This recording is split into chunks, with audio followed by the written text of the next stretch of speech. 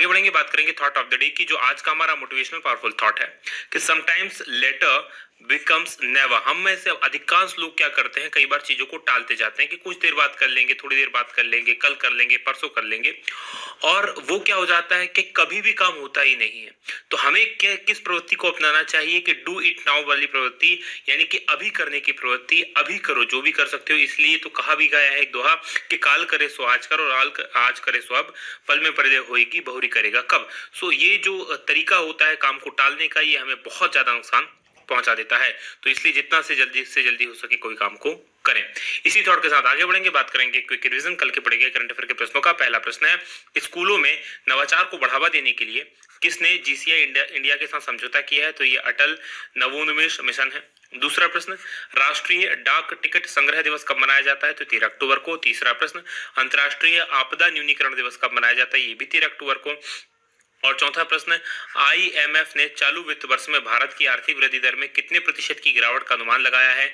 तो 10.3% की गिरावट का। और पांचवा प्रश्न है कि वित्त मंत्री निर्मला सीतारमण ने मांग को बढ़ावा देने के लिए कितने रुपए की बड़ी योजनाओं की घोषणा की है? तो 73,000 करोड़ की योजनाओं की घोषणा की है। वहीं छठवां प्रश्न है कि किस देश के प्रिंस विलियम्स और प्रगतिवादी डेविड एटनबरो ने अर्थ शॉर्ट प्राइज शुरू करने की घोषणा की है? और ये ब्रिटेन ने घोषणा की है, ब्रिटेन के हैं दोनों। सातवां प्रश्न है कि भारत को ऑक्सफैम इंटरनेशनल द्वारा जारी सीआरआई इंडेक्स में कौन सा स्थान मिला है? तो भारत को इसमें 129वां स्थान मिला है। और आठवां प्रश्न है कि पूरी तरह से डिजिटल हाईटेक क्लासरूम वाला देश का पहला राज्य कौन सा बना है? तो ये केरल बना है। नवा प्रश्न है कि किस प्रदेश की सरकार ने बैटरी चालित वाहनों को रोड टैक्स से छूट दी है? तो ये दिल्ली ने दी है। और 10वां प्रश्न है कि टी20 क्रिकेट में 10,000 रन बनाने वाले पहले एशियाई खिलाड़ी कौन बने हैं? तो ये शोएब मलिक बने हैं। ये थे हमारे कल के पढ़े गए करंट अफेयर के प्रश्नों का क्विक रिवीजन। आगे बढ़ेंगे, आज के प्रश्नों की बात करेंगे। और आज के करंट अफेयर का पहला प्रश्न है कि केंद्रीय मंत्रिमंडल ने शिक्षण, अध्ययन और परिणाम व्यवस्था को मजबूत बनाने के लिए स्कूलों की जो शिक्षण व्यवस्था है, अध्यापन की व्यवस्था है, जो रिजल्ट जारी होते हैं उसको और मजबूत बनाने के लिए किस बैंक के द्वारा समर्पित परियोजना स्टार्स को मंजूरी दी है? और ये स्टार्स परियोजना जो है वर्ल्ड बैंक के द्वारा समर्पित है, यानी कि वर्ल्ड बैंक ने इसके लिए पैसा दिया है। ए ऑप्शन प्रश्न का सही उत्तर है। डिटेल लिख लीजिए क्या है। तो केंद्रीय मंत्रिमंडल ने राज्यों के लिए शिक्षण, अध्ययन और परिणाम व्यवस्था को ठीक करने के लिए विश्व बैंक की समर्थित परियोजना है स्टार्स, इसको मंजूरी दे दी है। और इस परियोजना में जो शैक्षणिक परिणाम होंगे उसमें सुधार लाने के लिए जो राज्य है, राज्यों को शिक्षा से संबंध रखने वाली परियोजनाओं के विकास, क्रियान्वयन, मूल्यांकन की में सुधार की व्यवस्था की गई है। ये जो परियोजना होगी इसकी कुल लागत होगी 5,718 करोड़ रुपए, और इसमें करीब 50 करोड़ डॉलर का योगदान विश्व बैंक द्वारा दिया जा रहा है। इसके अंतर्गत 6 राज्यों को फिलहाल शामिल किया गया है। इसमें शामिल 6 राज्य हैं हिमाचल प्रदेश, राजस्थान, महाराष्ट्र, मध्य प्रदेश और केरल, उड़ीसा। बात करें विश्व बैंक की, इसका मुख्यालय वॉशिंगटन डीसी में है। स्थापना हुई थी जुलाई 1944 को। ब्रिटेन वुड्स सम्मेलन में अध्यक्ष डेविड मालपास और एमडी और मुख्य का वित्तीय अधिकारी हैं अंशुला कांत। आगे बढ़ेंगे, बात दूसरे प्रश्न की होगी कि विश्व मानक दिवस कब मनाया जाता है? तो विश्व मानक दिवस जो मनाया जाता है वो मनाया जाता है 14 अक्टूबर को, यानी कि बी ऑप्शन प्रश्न का सही उत्तर है। डिटेल लिख लीजिए क्या है। तो हर साल विश्व स्तर पर विश्व मानक दिवस या अंतर्राष्ट्रीय मानक दिवस 14 अक्टूबर को मनाया जाता है। और उद्देश्य ये है कि जो उपभोक्ता हैं, जो नियामक हैं और उद्योग हैं, उनके बीच वैश्विक अर्थव्यवस्था को मानकीकरण के महत्व के बारे में जागरूकता बढ़ाना। अब ये मैं आपको शॉर्ट में समझा देता हूँ आखिर मानक क्या होता है। मानक क्या होता है, आपने क्या चीज देखी होगी कि आपका जो जूतों का साइज होता है वो सभी जगह कहीं भी जाएंगे नंबर से आपको मिलेगा। तो जूते किसी भी कंपनी के हो, ए कंपनी, बी कंपनी, सी कंपनी बना रही, तो ये एक मानक तय किया गया है।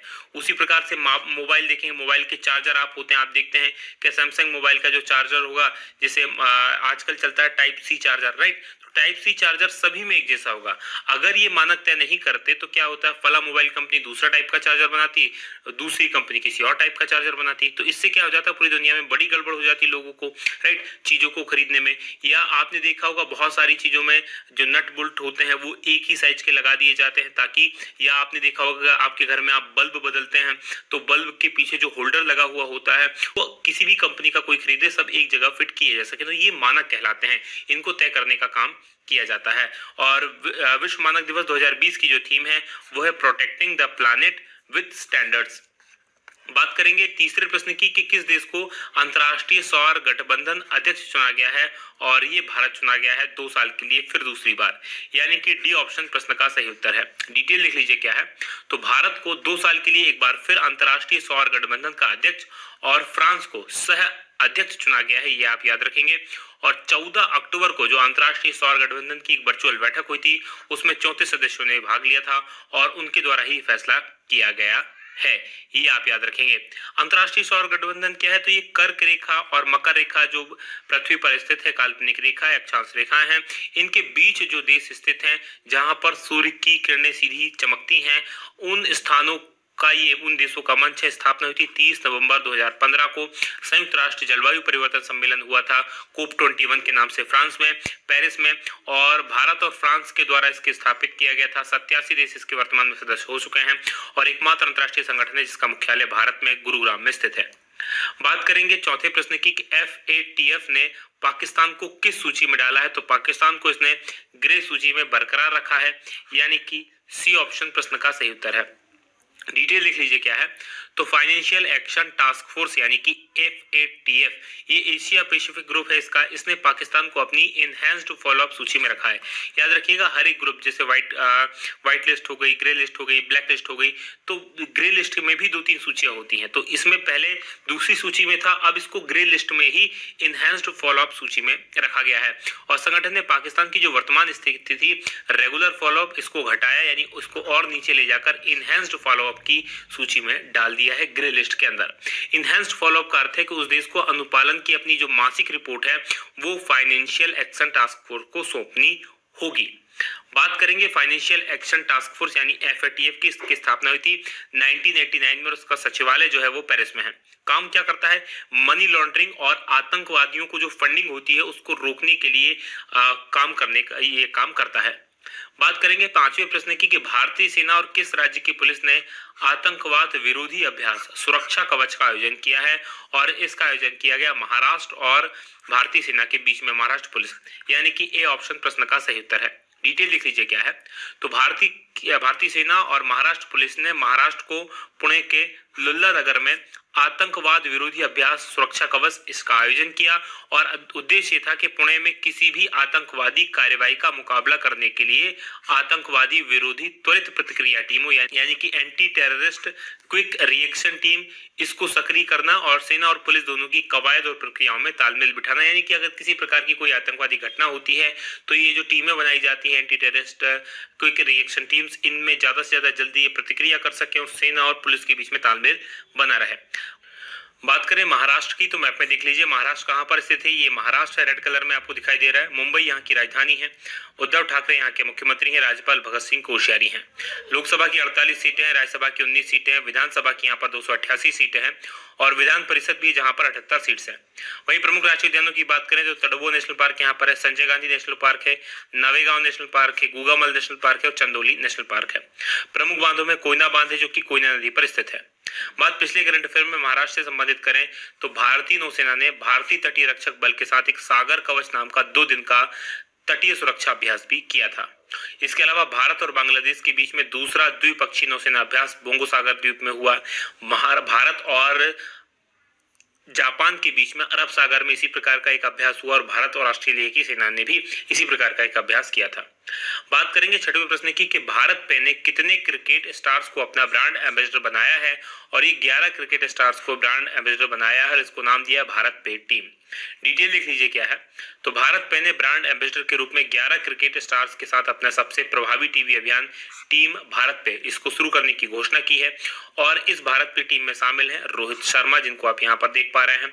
इसके अलावा जसप्रीत बुमराह, KL राहुल, मोहम्मद शमी, रविंद्र जडेजा, सुरेश रैना, श्रेयस अय्यर, पृथ्वी शॉ, संजू सैमसन, युजवेंद्र चहल और शुभमन गिल। तो ये आप याद रखेंगे। बात करें पिछले करंट अफेयर की जो दूसरे ब्रांड एम्बेसडर बनाए गए हैं तो आमिर खान को जो है ऑनलाइन ट्यूटोरियल कंपनी है वेदांतु इसका ब्रांड एम्बेसडर बनाया। आमिर खान को ही सीएट का जो टायर कंपनी है उसका ब्रांड एम्बेसडर बनाया गया। पर्सनल कंप्यूटर में एसर इंडिया ने सोनू सूद को अपना ब्रांड एम्बेसडर बनाया। आकाश एजुकेशनल सर्विसेज ने युवराज सिंह को अपना ब्रांड एम्बेसडर बनाया। पोकर प्लेटफॉर्म है नाइन स्टेक्स, इसने सुरेश रैना को अपना ब्रांड एम्बेसडर बनाया। प्रश्न की कि किस नृत्य की प्रसिद्ध नृत्यांगना शोभा नायडू का निधन हो गया, डॉक्टर शोभा नायडू का निधन हो गया है और ये कुचिपुड़ी नृत्य से संबंधित है, यानी कि बी ऑप्शन प्रश्न का सही उत्तर है। डिटेल लिख लीजिए क्या है।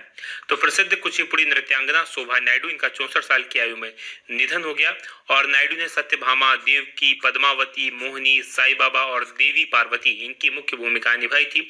ये जो कुचिपुड़ी नृत्य होता है इसमें इन्हीं सब चीजों का अलग अलग भूमिकाएं निभाई जाती हैं और इन्हें भारत सरकार ने पद्मश्री से भी सम्मानित किया था, ये आप याद रखेंगे।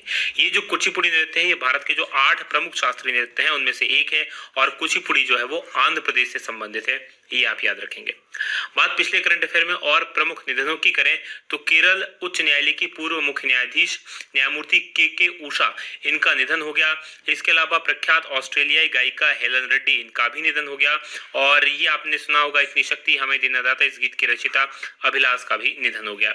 इसके अलावा मोंटेक सिंह अहलूवालिया की वाइफ डॉक्टर ईशर जज अहलूवालिया, ये अर्थशास्त्री थी और ये अर्थशास्त्री थी, इनका भी निधन हो गया है। बात 8वें प्रश्न की करेंगे कि वर्ल्ड इकोनॉमिक फोरम ने 2021 में दावोस जो कि स्विट्जरलैंड में है, यहाँ पर होने वाली जो इसकी वार्षिक बैठक था इसका स्थान बदलकर क्या कर दिया है। याद रखिएगा अभी तक ये वार्षिक बैठक जो दावोस में ही होती थी और इस बार इसका स्थान बदलकर कर दिया गया है लूसर्न ब्रेनस्टॉक स्विट्जरलैंड में ही, यानी कि सी ऑप्शन प्रश्न का सही उत्तर है। डिटेल लिख लीजिए क्या है। तो विश्व आर्थिक मंच ने अपनी साल 2021 की वार्षिक बैठक को 18 से 21 मई के बीच में आयोजित करेगा और ये स्विट्जरलैंड के लूसर्न ब्रेनस्टॉक में आयोजित करने की घोषणा की है और इसे जनवरी के अंत में हमेशा आयोजित किया जाता था। इसका पारंपरिक स्थल रिजॉर्ट टाउन दावोस में किया जाता था, हमेशा से किया जाता था, लेकिन इस बार इसको लूसर्न ब्रेनस्टॉक में आयोजित किया जा रहा है। लूसन ब्रेनस्टॉक में आयोजित होने वाली जो वार्षिक बैठक है द ग्रेट रिसेट की थीम पर आयोजित की जाएगी। बात विश्व आर्थिक मंच की करेंगे तो विश्व आर्थिक मंच ये स्विट्जरलैंड में एक एनजीओ है और मुख्यालय इसका जिनेवा में है। यहाँ स्विट्जरलैंड संस्थापक जो है और कार्यकारी अध्यक्ष क्लॉस श्रॉव हैं। बात पिछले करंट अफेयर की करें विश्व आर्थिक मंच से ही संबंधित, तो विश्व आर्थिक मंच और गाइडेंस ये एक तमिलनाडु राज्य की निवेश प्रोत्साहन एजेंसी है। इन दोनों ने तमिलनाडु राज्य में AMHUAB इसकी स्थापना करेगा। बात 9वें प्रश्न की करें कि किस राज्य सरकार ने सरकारी नौकरियों में 33% महिला आरक्षण को मंजूरी दी है और ये महिला आरक्षण को मंजूरी दी गई है पंजाब राज्य की कैबिनेट के द्वारा, यानी कि बी ऑप्शन प्रश्न का सही उत्तर है। डिटेल लिख लीजिए क्या है। तो पंजाब सरकार ने सरकारी नौकरियों में 33% महिला आरक्षण को मंजूरी दे दी है और इसके लिए महिलाओं को सरकारी नौकरियों में सीधी भर्ती, बोर्ड्स और कॉरपोरेशन के group A, B, C, D के पदों पर सीधी 33% का आरक्षण दिया जाएगा। मुख्यमंत्री ने स्टेट रोजगार योजना इसको भी मंजूरी दी 2020-22 और इसके तहत 2022 तक 1 लाख से ज्यादा युवाओं को रोजगार देने का वादा किया जाएगा, तो ये आपको याद रखना है। अच्छा, इसमें आप ये याद रखेंगे सबसे ज्यादा महिलाओं को कहां पर आरक्षण है, तो 35% आरक्षण महिलाओं को बिहार में दिया जाता है। राइट, आगे बढ़े, बात पंजाब की ही करें तो पंजाब सरकार ने हरियाली बनाए रखने के लिए एक पर्यावरण संरक्षण के लिए ऐप लॉन्च की है, आई रखवाली ऐप। बात पंजाब की कर लेते हैं, मैप में देख लीजिए। ये पंजाब स्थित है, पाकिस्तान के साथ सीमा इसकी लगती है और राजधानी यहाँ की चंडीगढ़ है। मुख्यमंत्री कैप्टन अमरिंदर सिंह है, कांग्रेस की सरकार है। राज्यपाल वीपी सिंह बदनौर है। लोकसभा की यहाँ पर 13 सीटें हैं, विधानसभा राज्यसभा की 7 सीटें हैं, विधानसभा की 117 सीटें हैं। प्रमुख राष्ट्रीय उद्यानों की बात करें तो नागल अभ्यारण्य यहाँ पर है, आबोहर अभ्यारण्य है, हरिकेश सरोवर अभ्यारण्य, वीर मोती बाग अभ्यारण्य और वीर बुन्नेरहेरी अभ्यारण्य है। यहाँ पर याद रखिएगा कोई राष्ट्रीय उद्यान नहीं है। बात 10वें प्रश्न की होगी कि किस राज्य सरकार ने जल परीक्षण के लिए मोबाइल वैन सेवा शुरू की है और इसको शुरू किया गया हरियाणा के द्वारा, यानी कि डी ऑप्शन प्रश्न का सही उत्तर है। डिटेल लिख लीजिए क्या है। तो हरियाणा के मुख्यमंत्री हैं मनोहर लाल खट्टर और उनके द्वारा जल की गुणवत्ता के परीक्षण के लिए अति आधुनिक चलित जल परीक्षण प्रयोगशाला वैन की शुरुआत की गई है और ये वैन जो है जल परीक्षण की काफी सारे आयामी प्रणाली से लेस है और इसमें सेंसर और अलग अलग उपकरण लगे हुए हैं। हरियाणा की बात करें तो वहां की पानी की गुणवत्ता मुख्य रूप से जो TDS होता है, जैसे फ्लोराइड, नाइट्रेट, लो और क्षारीय, इनसे प्रभावित होता है। बात हरियाणा की करेंगे तो मैप में देख लीजिए, ये हरियाणा स्थित है, राजधानी इसकी चंडीगढ़ है, मुख्यमंत्री मनोहर लाल खट्टर है, बीजेपी की सरकार है, राज्यपाल सत्यदेव नारायण आर्य हैं। लोकसभा की यहाँ पर 10 सीटें हैं, राज्यसभा की यहाँ पर 5 सीटें और विधानसभा की 90 सीटें हैं। प्रमुख राष्ट्रीय उद्यान में सुल्तानपुर नेशनल पार्क यहाँ पर है और कलेश्वर नेशनल पार्क है।